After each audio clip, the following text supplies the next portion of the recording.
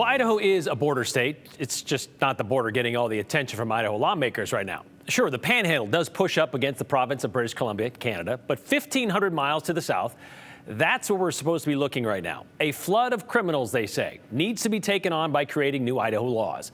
President Donald Trump has made it his focal point, as you know, and people in Burley, Idaho, they responded on Sunday with a message to state and federal leaders.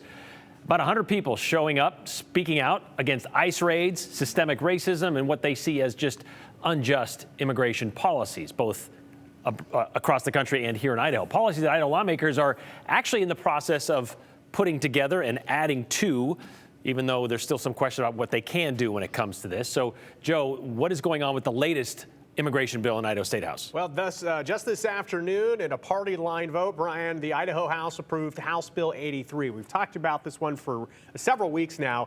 It creates new state-level immigration crimes, two new crimes specifically. Entering Idaho directly from a foreign country that wasn't through the legal port of entry, and that would be a misdemeanor if you were to break that law, a felony for a repeat offense. The law would also make it a crime for previously deported people to re-enter and exist in Idaho. Law enforcement can only enforce these proposed laws if someone is being investigated for another crime.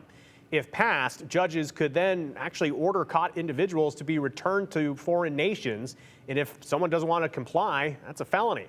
Debate centers on if, though, it's Idaho's place to take on what can be argued is supposed to be a federal issue.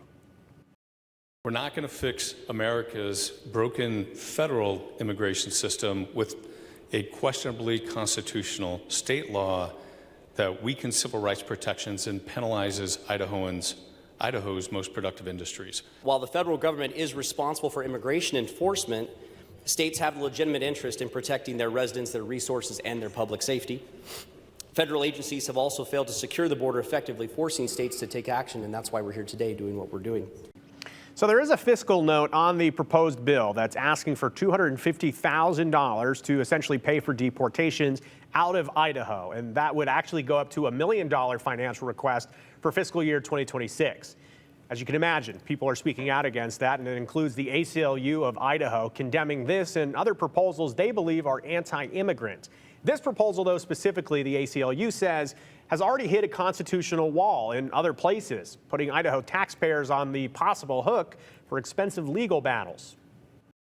The states are not supposed to be able to supersede federal law enforcement, and that is precisely what this bill attempts to do, and that is completely unconstitutional. It is a copycat bill from Senate Bill 4 out of Texas, which passed several years ago, but has been stopped by the Fifth Circuit Court of Appeals from going into effect, and so we assume that the same would happen here.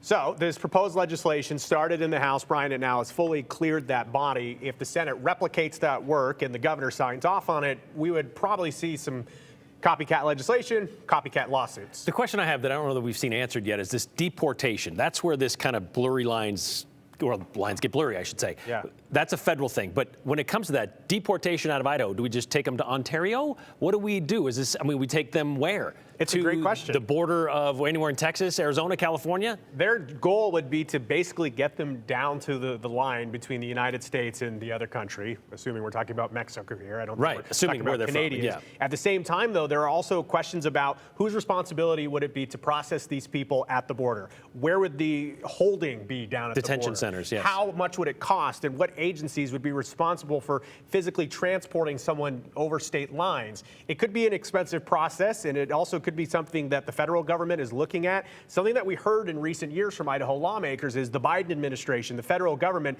they're not handling this, so we're going to. Now that it's the Trump administration, that claim doesn't hold as much weight. Yeah, we'll see. All right, thank you very much, Joe.